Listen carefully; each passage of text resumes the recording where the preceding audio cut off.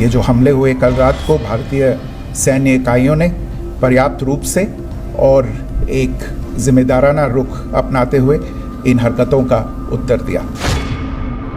पाकिस्तानने मध्यरात्री केलेल्या कुरापतीमध्ये 2 भारतीय विद्यार्थ्यांचा मृत्यू झाला, अशी माहिती परराष्ट्र मंत्रालयाचे सचिव विक्रम मिस्री यांनी दिली। ते पत्रकार परिषदेत बोलत होते। पाकिस्तानने वेळोवेळी शस्त्रसंधींचं उल्लंघन केलं असून त्यांनी केलेल्या घुसखोरीच्या प्रयत्नांना हाणून पाडण्यात आलं, असंही यावेळी सांगण्यात आलं। पाकिस्तानने यावेळी फक्त भारताच्या हद्दीत घुसण्याचा प्रयत्न केला नाही, तर भारतातील धार्मिक स्थळांनाही निशाणा बनवलं, असंही यावेळी स्पष्ट करण्यात आलं। गुरुद्वारा आणि मशिदींचंही यात नुकसान झाल्याचं परराष्ट्र मंत्रालयानं घेतलेल्या पत्रकार परिषदेतून स्पष्ट करण्यात आलंय। कल रात की पाकिस्तानी सेना की कायरतापूर्ण गतिविधियों से आपको कर्नल कुरैशी और विंग कमांडर सिंह ने पहले ही अवगत करा दिया गया है। These provocative and escalatory actions that were taken by Pakistan last night were targeted at Indian cities and civilian infrastructure, in addition to some military targets.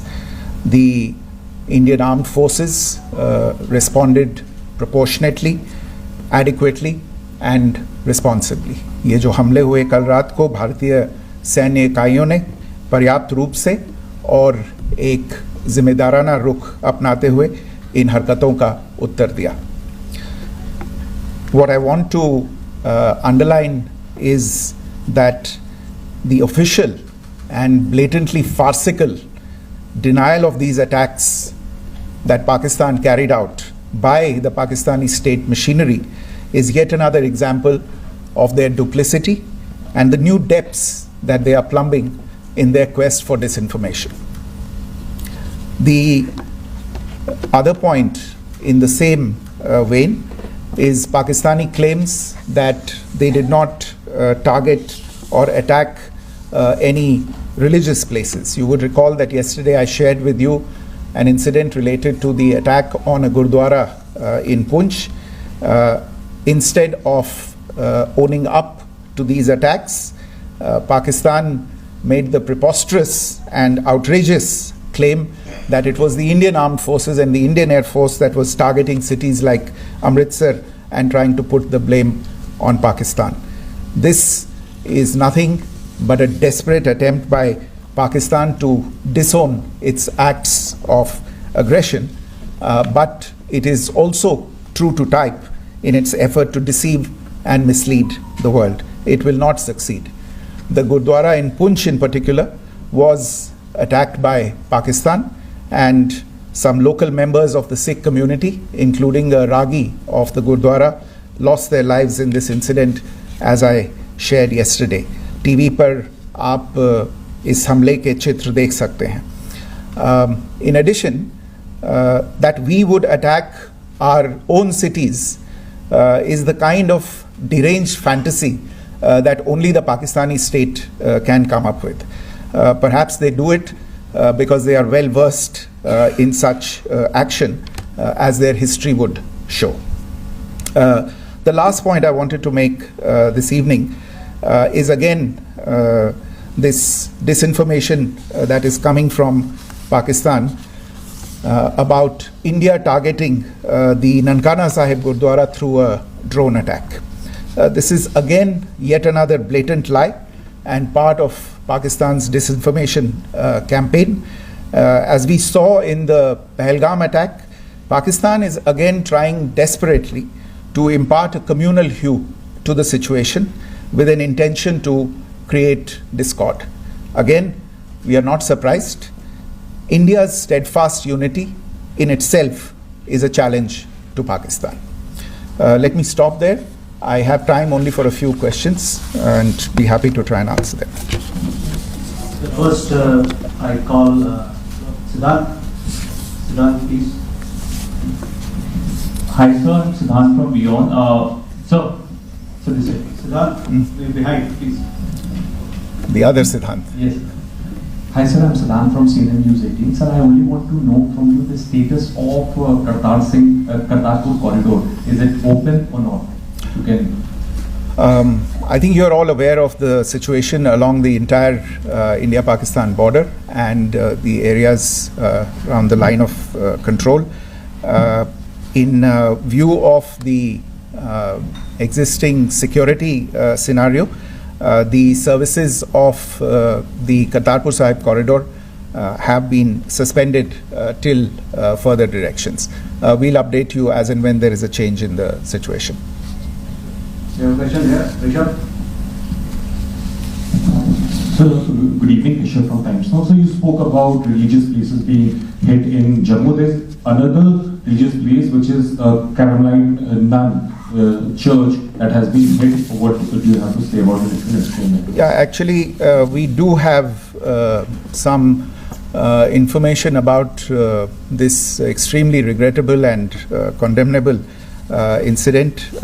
During heavy shelling across the line of control in the early morning of 7th May, a shell fired from Pakistan landed just behind the Christ School run by the Carmelites of Mary Immaculate congregation in Puj.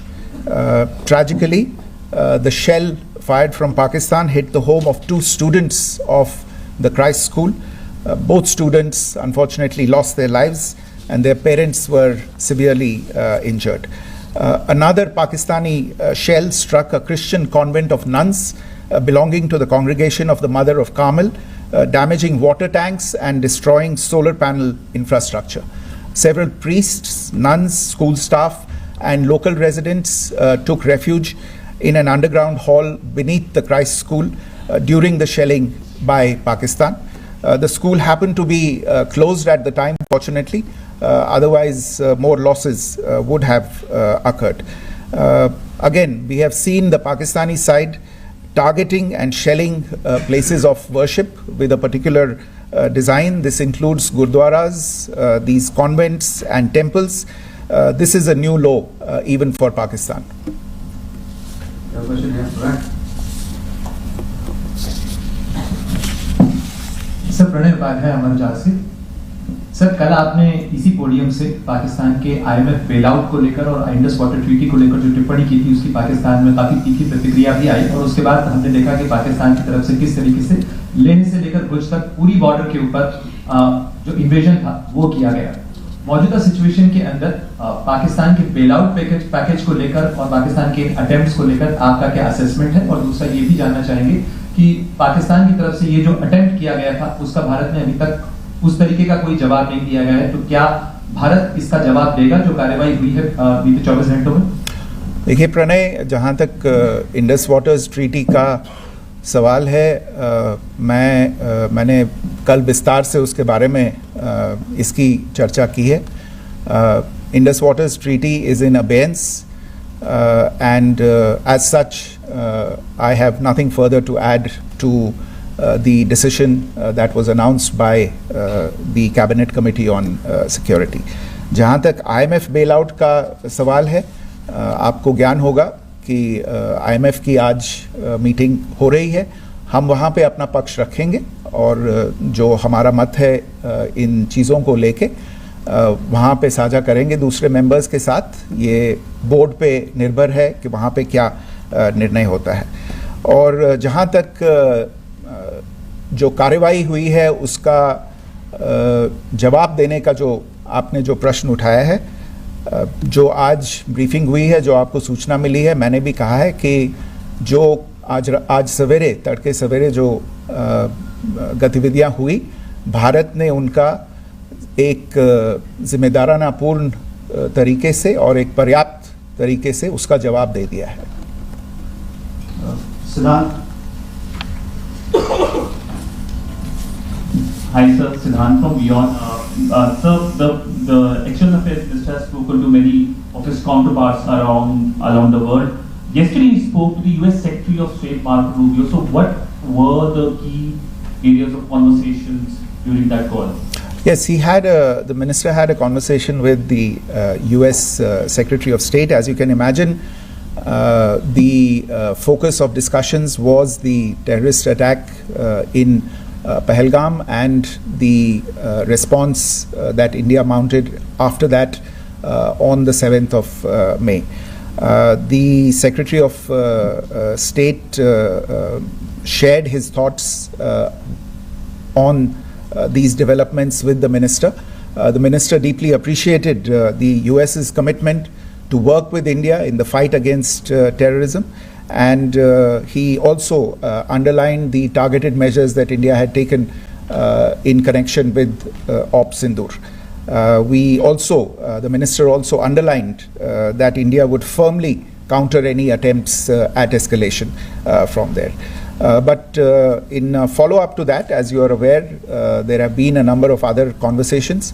The minister had a conversation with the UK Foreign Secretary, David Lammy, today. There too, the discussion centered around countering terrorism, for which there must be zero tolerance. And I understand just a short while ago, the External Affairs Minister has also spoken to the Foreign Minister of Norway, Espen Barth Eide, which was also focused on recent developments stemming from the terrorist act in Pahalgam. One last question, Sudhi. Sir, Foreign Secretary, thank you for doing this. Shuri Ranjan from Bloomberg. Foreign Secretary, India had struck Bahawalpur the other day, which is also connected with the murder of one of us, journalist Daniel Pearl. If you could give us an understanding of what exactly are the reports that you're getting.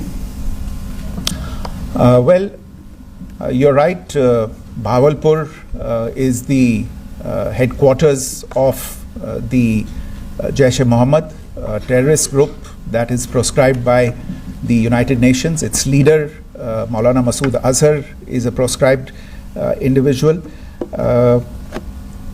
It is, you brought up the connection with the tragic death or killing of Daniel Pearl of the Wall Street Journal.